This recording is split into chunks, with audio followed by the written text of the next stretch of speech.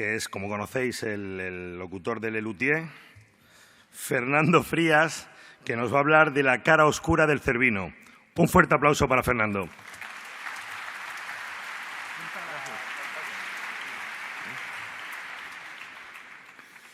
Bueno, muy buenas tardes a todos. Yo no vengo a hablar de mi libro, en realidad vengo a hablar, si esto funciona, de mi camiseta.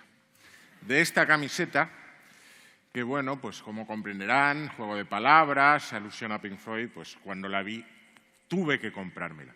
El problema es que yo tengo un armario lleno de camisetas y claro, en casa me dijeron, ¿dónde vas con esto? Y no se me ocurrió otra cosa que decir, es que la necesito para una charla de Naucas. Y aquí estoy.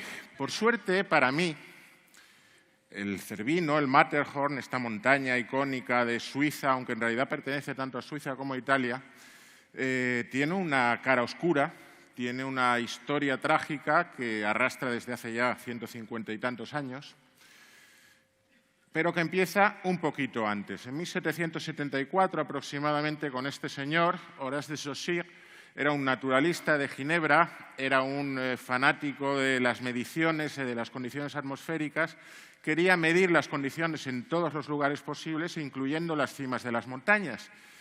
Y se encontró con que las montañas, los Alpes, nunca habían sido escaladas, nadie había tenido interés. Él patrocinó expediciones para que las escalaran, para que llevaran sus instrumentos de medida, y aquello de ser expediciones científicas, pues poco a poco pasó a ser un deporte, hasta el punto de que en pocas décadas prácticamente todas las cumbres importantes de los Alpes fueron conquistadas. Todas, menos un irreductible pico, que es evidentemente el Cervino. De hecho, el propio Saussure dijo en su día que era imposible de escalar, cosa con la que no estaba de acuerdo este señor. Este señor se llamaba Edward Whymper. Aquí lo veis con un porte muy distinguido y casi heroico, pero en realidad tenía esta pinta en aquella época. El chaval era un dibujante, realmente lo habían mandado al pueblo de Zermatt para que dibujara las montañas de la zona, pero se enamoró del Cervino, se empeñó en escalarlo y además, de hecho, preparó una expedición muy concienzudamente con unos guías que se las apañaron para dejarle absolutamente tirado el día antes de su partida. Él no se rindió, dijo, pues yo voy a conquistar la cumbre con dos guías locales, no le hagáis caso, hay uno que se ha colado por ahí, con dos guías de Zermatt que voy a contratar y con una serie de personas. Montó un grupo muy apañado, sobre todo porque tenía este señor de en medio, que era un aristócrata británico, que era el que pagaba los gastos, cosa que era muy importante. El caso es que partieron, iban a reconocer un camino, pero se encontraron que era mucho más fácil de lo que pensaban, y acabaron en la cumbre. Allí, en fin, pues estuvieron 2 horas, dice Whymper, disfrutando de un paisaje que ningún ser humano había visto. Desde arriba vieron que la expedición italiana, por la que le habían traicionado sus guías, andaba detrás de ellos pisándole los talones. Les saludaron, les tiraron piedras. Eso dice Whymper. Yo no soy alpinista, no sé si es la costumbre, pero Whymper lo dice. Les tiramos piedras hasta que nos vieron. Pues bueno.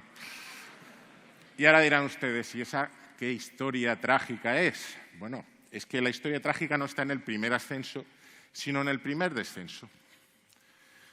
Cuando estaban bajando, alguien perdió pie. Las primeras versiones dicen que era Lord Alfred Douglas, el aristócrata, pero luego, claro, alguien pensó, hombre, un aristócrata no puede resbalar, y entonces le echaron la culpa a otro. El caso es que uno por otro fueron resbalando, fueron cayendo, hasta que quedaron 4 colgando de una cuerda, y entonces la cuerda se rompió. Los 4 desgraciados cayeron al vacío y, bueno, de hecho, en el cementerio que hay detrás de la iglesia de Zermatt están las tumbas de Michel Auguste Cross, uno de los guías, de 2 de los ingleses que iban, y falta precisamente la tumba de Lord Douglas, porque su cuerpo jamás se encontró. Su cuerpo está todavía enterrado en el glaciar de Zermatt y algún día aparecerá. Bueno, como comprenderán, pues el hecho de que muriera un lord británico causó sensación, causó bastante escándalo, además que no apareciera el cuerpo, todo eso fue muy trágico y todo eso magnificó la tragedia Hubo una investigación que se centró en la dichosa cuerda, en por qué habían utilizado esa cuerda en concreto, que era más débil que las demás. También hubo un interrogatorio a los guías de Zermatt, al cual contestaron con evasivas. En fin, todo un misterio que se prolonga hasta ahora y que es un misterio un poquito como los de Iker Jiménez, porque la verdad es que si nos fijamos en las investigaciones, pues la cuerda sencillamente no aguantó el peso porque ninguna de las cuerdas que llevaban aguantaban el peso.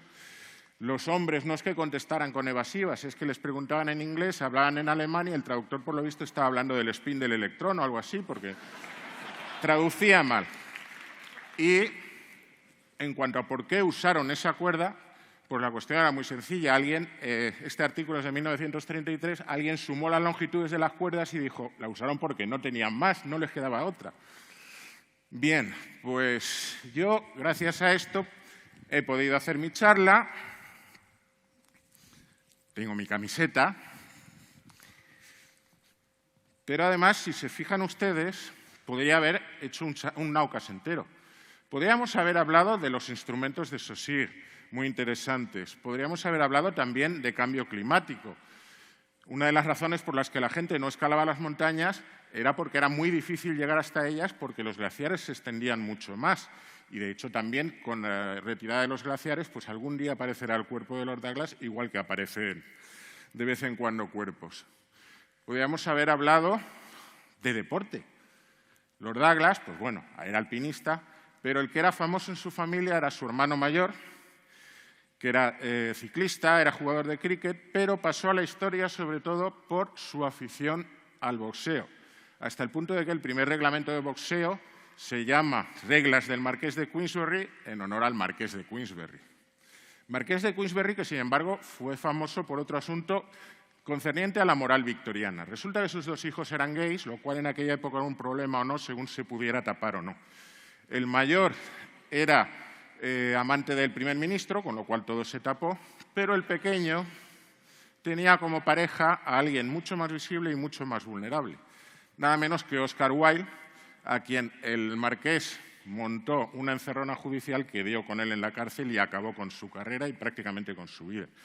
Y ahora dirán ustedes, bueno, esto ya no tiene mucho que ver con la ciencia. Vale, bien, pero es que el padre Oscar Wilde pues, era un cirujano muy famoso y hizo unas aportaciones muy interesantes a la oftalmología. Y no me negarán ustedes que la oftalmología tiene mucho de ciencia, como pueden ver en este libro, que no pueden comprar en el hall del teatro porque se ha agotado, pero bueno, a ver si nos traen más.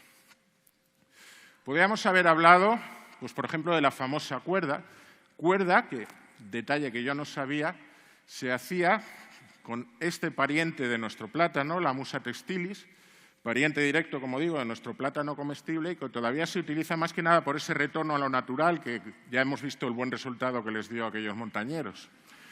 Podríamos hablar, no, que están los nutricionistas por aquí, pues de chocolate no. Pero podemos también hablar, pues no sé, de la sostenibilidad del turismo de masas. Esto es Zermatt en un mes de octubre.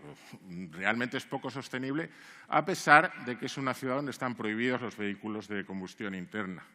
Podríamos hablar de la procedencia de los caminantes blancos. ¿De verdad proceden del Cervino? O incluso de las formas piramidales. Yo no soy científico, pero a lo mejor de esta pseudociencia sí que me dejan hablar. O incluso de la relación entre el premio Darwin y las locuras del alpinismo, porque al fin y al cabo, pues bueno, estos señores fueron a la aventura a lo loco y acabaron como acabaron. En definitiva, como les decía, cualquier historia, por rara, por modesta que sea, por alejada que parezca incluso de la ciencia, pues nos puede dar casi para montar un Naucas entero. Y es que, como dijo alguien, es peligroso abrir la puerta de tu casa porque nunca sabes a dónde te puede llevar el camino. Esta frase es del Señor de los Anillos. Se le decía Bilbo Bolsón a Frodo y Bilbo Bolsón lo sabía muy bien porque, de hecho, una mañana salió de su casa y acabó discutiendo con un dragón en las entrañas de la montaña solitaria, que, por cierto, se parece un montón a cierta montaña que visitó Tolkien en 1911, ¿verdad? Muchas gracias.